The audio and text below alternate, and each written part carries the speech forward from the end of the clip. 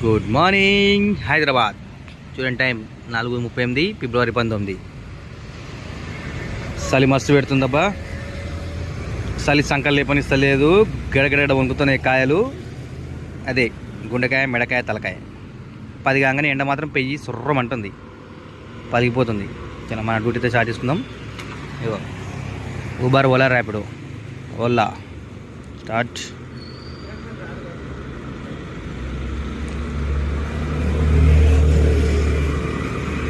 Uber pro Ola ఉంది. Pro Uber start.